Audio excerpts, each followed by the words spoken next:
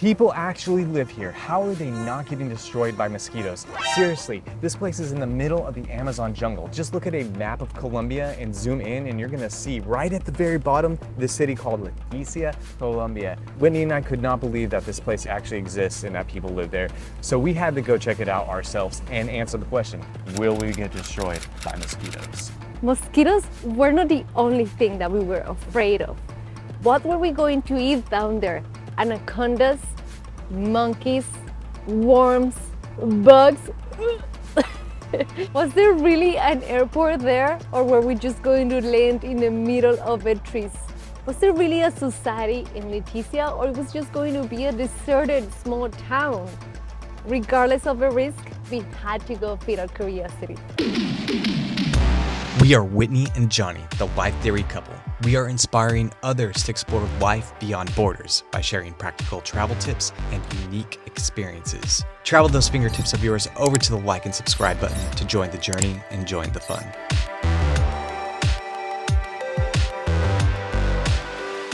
So do we land in the trees when you get to Leticia, Colombia? No, although it feels like it when you're actually landing.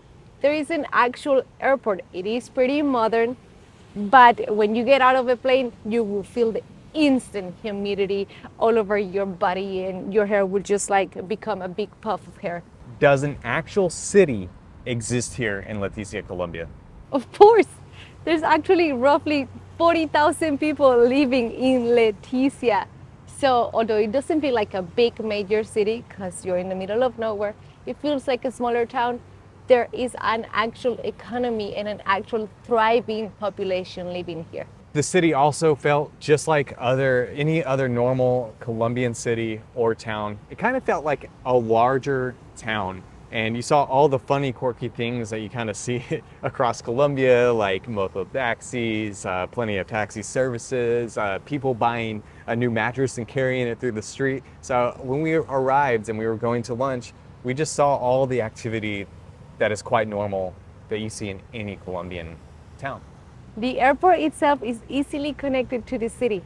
You have the option to take a motor taxi or an actual taxi if it's raining really, really hard to get you to Leticia, which is about an 8-minute ride, max 10 minutes, depending on where you're staying. That's good to hear, but how safe is it? It's one of the places where I felt the safest in Colombia. But next to Leticia, there is a town called Tabatinga, which is part of Brazil. Going there, we did get a lot of warnings about visiting the city, town, and maybe even going there at night, because I hear that it's popular to go there for the nightlife, which we don't do anyways. But we didn't get any warnings about Leticia, and it felt very, very peaceful and safe. So Johnny, what's the food like? Did you just eat bugs all the time? Thank you for asking, Whitney. Mojojoy is a delicacy of Leticia and the Amazon region. It is a worm. They sell it on the side of the street and you can eat it raw, but we decided to eat it cooked and we only did it once, so you're not eating this the entire time. One thing that we really, really loved about this location, because it is next to Peru, it is next to Brazil and Colombia, where the three countries meet, is that they have a ton of Peruvian cuisine. So we ate a ton of Peruvian food, which is one of my favorite foods on the planet Earth. We also had some ice cream at this ice cream shop. I'll put the Instagram here because I forget the name of the place, but it was delicious. They had a bunch of different flavors, including mojojoy, the worm itself, which was kind of odd. It's basically mojojoy mixed with sugar. So if you want some warm sugar, then you can go to Leticia and eat that. So did we do anything else other than eating, Johnny? If you're staying in Leticia, there's more to do than just eat a bunch of food, which is always my favorite activity, period. But in Leticia, you can go visit things deeper inside the Amazon jungle by jumping on a boat, get on the Amazon River, go up the river for about an hour or 2 hours and see something.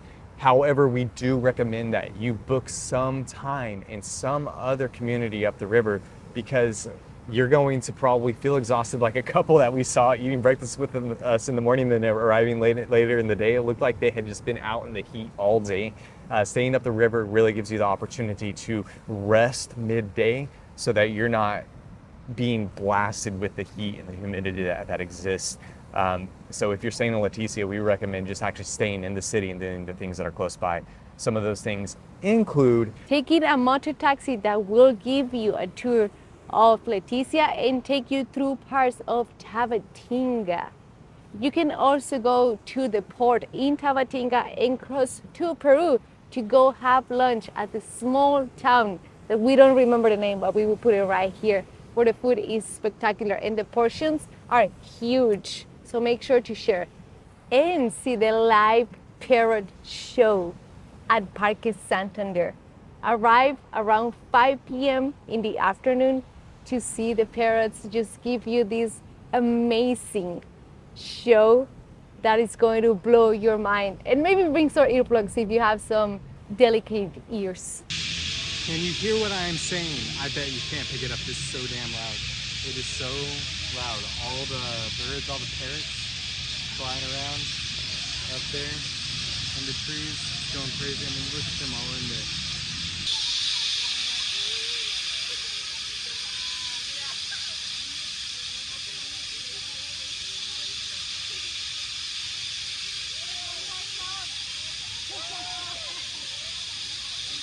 We got lucky and saw the Amazonian Music Festival, which we did not plan on seeing. So we got to see music from all 3 different countries: Peru, Brazil, Colombia, and the kids from the different schools performing Amazonian music.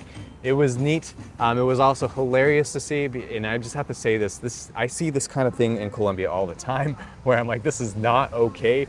They had like a firework thing just like blasting the children. And the kids were like obviously not prepared, because they started taking their instruments and they're like, what's happening? What's happening? And I just thought it was hilarious. And I'm like, when you travel Colombia and you get to the more remote areas, you start to notice these types of things where like it's not okay, but everybody else around you is like not bothered by it at all. But that cracked me up probably more than anything else. But it was neat to see the actual music and the different styles of music, and we really, really enjoyed that.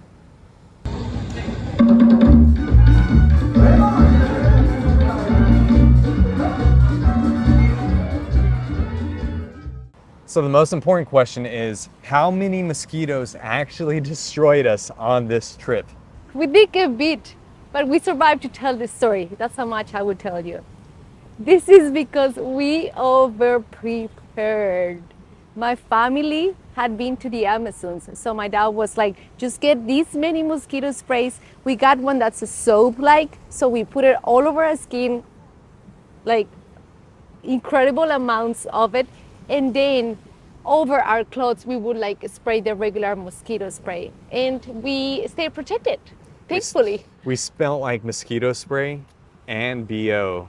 The entire trip. The entire time. It was nasty, but we were protected. I was actually very, very, very scared of getting any mosquito-related disease. So we exaggerated. It was nasty, but beautiful. That's the Amazons for you, nasty but beautiful. So you should go check it out. Thank you for watching. We are recording this A-roll or talking points here in Montevideo. Uruguay. Uruguay, in Uruguay, the country of Uruguay, and we're going to share some other videos about some other places we've been traveling to beyond the borders of Colombia. Speaking about mosquitoes, what do we got right here? We're here in Montevideo and getting bit by mosquitoes. They're everywhere, man. They're everywhere.